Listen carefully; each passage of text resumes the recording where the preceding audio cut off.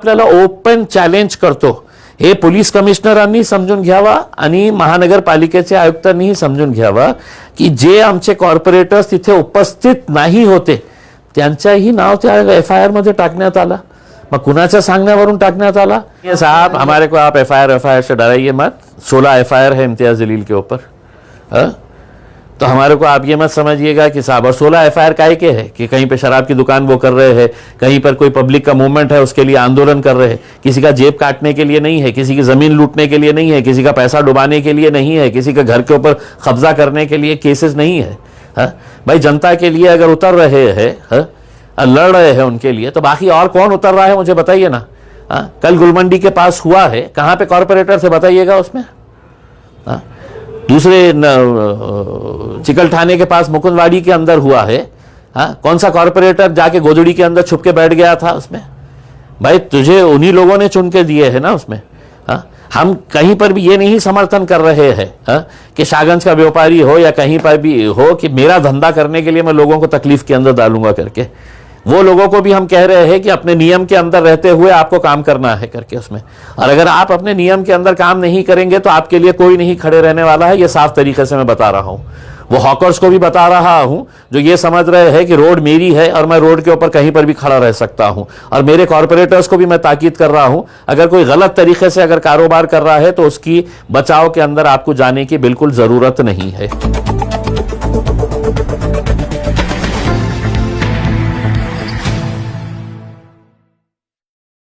मध्ये सर्वाधिक जास्त चर्चेत असणारा पक्ष तुमचा एमआयएम ठरलाय, कारण अतिक्रमण हटाव मोहिमेदरम्यान तुमचे नगरसेवक गेले होते, नंतर त्यांच्यावर गुन्हे देखील दाखल झाले, तर आता त्यांच्यावर कुठेतरी अपात्रतेची कारवाई संदर्भात हालचाली देखील सुरू आहेत।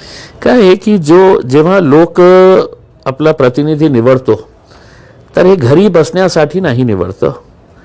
त्यांची अपेक्षा असती माझ्या अडचणीच्या काळात ते लोकप्रतिनिधी जे आहे ज्यांना मी निवडून दिलेला आहे ते माझ्यासाठी धावून येईल। आता जे प्रकार घडलं होतं, जेव्हा मारामारी काही झाली होती, मी स्वतः पोलीस कमिशनरांना सांगितलं होतं त्याच्या बाबतीत तुम्हाला जे कारवाई करायची आहे तर तुम्ही ते कारवाई करा, आम्ही त्याचं कोणीही समर्थन करणार नाही। पण दुसऱ्या दिवशी ज्या प्रकारे एकतर चूक कुणाची आहे हे स्पष्ट आपण समजून घ्यायला पाहिजे। 2014 ला केंद्र सरकारने द स्ट्रीट वेंडर्स ऍक्ट 2014 हे पास केलं होतं। हे सगळं महानगरपालिका नगरपालिकाला बंधनकारक आहे, कंपल्सरी आहे की त्यांनी हॉकर झोन तयार करायचं। ते नियमाप्रमाणे आहे, ऍक्ट पास झालेला आहे। मग आपली महानगरपालिका काय वेगळी आहे का, काय विदेशातली आहे का काही की त्यांना हे नियम लागू नाही आहे? मग इतकं वर्ष होऊन सुद्धा आपल्याकडे बॉडी नाही होती। आयुक्त जे आहे ते सिंगल हँडेडली होते उसमें, ते कुठेही कसलाही प्रकारचा निर्णय घेतला असतं।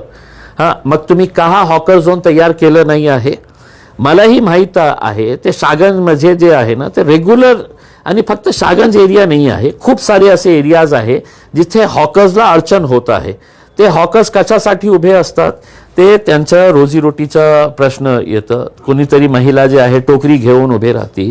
ते हे सगळं जेव्हा हे हॉकर झोन तयार नाही होते याचा अर्थ हे होतं की महानगरपालिकाचा तोडी दस्ता असू द्या किंवा पोलीस कमिशनरांचा पोलिसांचा जे कर्मचारी असते त्यांच्यासाठी हे हॉकर्स म्हणजे एटीएम मशीन असतं की कधीही जायचं, चला इथून चला तुम्ही इथे बाहेर, मग ते विनंती करतो, मग 100-50 रुपये द्यायचं।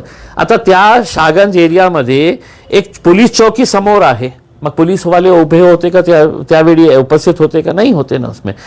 मग चूक जेव्हा महानगरपालिकेची आहे आणि तुम्ही फक्त त्या हॉकर्सवर जबरदस्ती करत होते तर आमचे लोक गेले। ठीक आहे, कोणाची भाषा कशी होती मला माहित नाही आहे, मी नाही होतो इथे, पण ते काहीतरी कोणी चांगली भाषा वापरली नाही, मग तुम्ही 13 लोकांवर केसेस रजिस्टर करता।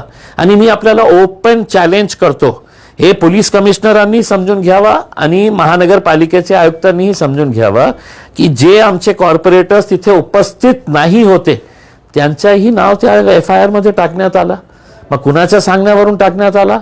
सत्ताधारी पक्षांनी तुम्हाला जबरदस्ती केलेली आहे का, किंवा पराभव झालेले कॅन्डिडेट्सने तुम्हाला हे सक्ती केली का की याचंही नाव टाका याचंही नाव टाका, आणि 13 लोकांवर तुम्ही असंच?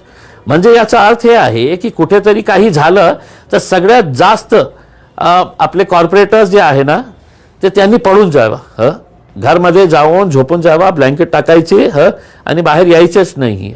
हे तसं तर चालणार नाही आहे ना. उसमें एका प्रकारे तुम्ही प्रेशर टाकण्याचं हे करत आहे. तुम्ही करा, तुम्हाला नियमाप्रमाणे जे कारवाई करायची आहे तुम्ही करा. आम्ही पण कोर्टामध्ये जाऊ आणि कोर्टामध्ये जाऊन तुम्हाला प्रश्न विचारू की हॉकर झोन का तुम्ही तयार केलं नाही आहे. परंतु ती अपात्रतेची जी कारवाई आहे त्या संदर्भात काय सांगाल? मी काय, ठीक आहे ना, नियमाप्रमाणे त्यांनी FIR केलेली आहे. आता पोलीस कमिशनरांनी त्याची इन्क्वायरी करायला पाहिजे आणि पोलीस कमिशनरांनी याचीही इन्क्वायरी करायला पाहिजे की कोणाच्या सांगण्यावरून हे नाव FIR मध्ये टाकण्यात आले. पोलिसांनीच टाकले ना. तर तुम्ही काही इन्क्वायरी केली का की या 13 मध्ये हे कॉर्पोरेटर तर होतच नाही, त्यावेळी उपस्थितच नाही आहे. तुमचे कॅमेरे असेल, मीडियावाल्यांचे कॅमेरे असेल, सोशल मीडियाचे कॅमेरे असेल, त्याच्यामध्ये बघा तुम्ही ते कॉर्पोरेटर आहे का. जो आहेच नाही स्पॉटवर त्याचंही नाव का टाकण्यात आले हे पोलिसांनी इन्क्वायरी करा आणि ज्यांनी खोटी FIR झालेली आहे त्यांच्यावर FIR रजिस्टर करा. उसमें हे अशा प्रकारचं वन साइडेड तर होणार नाही ना. उसके अंदर काय थोडा बहुत कायदे कानून आम्हालाही कळतं, मला स्वतःला तर खूप चांगलं कळतं. तर तुम्ही असं दमदाटी करून हे करणार असेल तर आम्हीही त्याचं कोर्टामध्ये जाऊन आम्ही फेस करू. ते आपने कहा है अगर नगर सेवकों पे कार्रवाई होंगी तो अधिकारियों को नहीं छोड़ेंगे. देखिए, मुझे भी महानगर पालिका के बहुत सारी धांधलियां पसंद है, पता है मुझे, बहुत सारी धांधलियां पता है उसमें, और जिसकी 2-4 दिनों के अंदर आपको खुद समझ में आएगा जब ये सीरीज में स्टार्ट करूंगा. तो उसमें मैं ये नहीं कह रहा हूं कि मैं है तो ये सिर्फ इस वजह से कर रहा हूं. मैं वैसे भी मतलब पूरी बहुत सारी तैयारी कर रहा था, बहुत सारे अलग अलग डिपार्टमेंट्स की और भी बहुत सारे नेताओं के मामले भी सामने आए हैं करके. अब क्या है, कॉर्पोरेटर्स बन गए हैं 33, तो शहर का जिम्मेदारी पूरे उनके हवाले कर दिए है और मैं सिर्फ ये धुलाई करने का काम करने वाला हूँ. जो भी बेईमानी कर रहा है उसको फिर सिर्फ धुलाई करने का काम. तो अब देखिए 2-4 दिन के बाद है तो आपको खुद समझ में आएगा कि जब पहला बम फोड़ूंगा तो.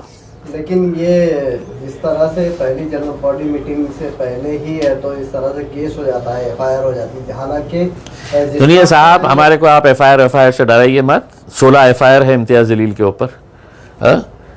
तो हमारे को आप ये मत समझिएगा कि साहब, और 16 FIR काहे के है कि कहीं पे शराब की दुकान वो कर रहे हैं, कहीं पर कोई पब्लिक का मूवमेंट है उसके लिए आंदोलन कर रहे हैं. किसी का जेब काटने के लिए नहीं है, किसी की जमीन लूटने के लिए नहीं है, किसी का पैसा डुबाने के लिए नहीं है, किसी के घर के ऊपर कब्जा करने के लिए केसेस नहीं है. भाई, जनता के लिए अगर उतर रहे हैं, लड़ रहे हैं उनके लिए, तो बाकी और कौन उतर रहा है मुझे बताइए ना. कल गुलमंडी के पास हुआ है, कहाँ पे कॉर्पोरेटर से बताइएगा उसमें. दूसरे चिकल थाने के पास मुकुंदवाड़ी के अंदर हुआ है. कौन सा कॉर्पोरेटर जाके गोदड़ी के अंदर छुप के बैठ गया था उसमें. भाई, तुझे उन्हीं लोगों ने चुन के दिए है ना उसमें. हम कहीं पर भी ये नहीं समर्थन कर रहे हैं कि शाहगंज का व्यापारी हो या कहीं पर भी हो कि मेरा धंधा करने के लिए मैं लोगों को तकलीफ के अंदर डालूंगा करके. वो लोगों को भी हम कह रहे हैं कि अपने नियम के अंदर रहते हुए आपको काम करना है करके उसमें. और अगर आप अपने नियम के अंदर काम नहीं करेंगे तो आपके लिए कोई नहीं खड़े रहने वाला है. ये साफ तरीके से मैं बता रहा हूं.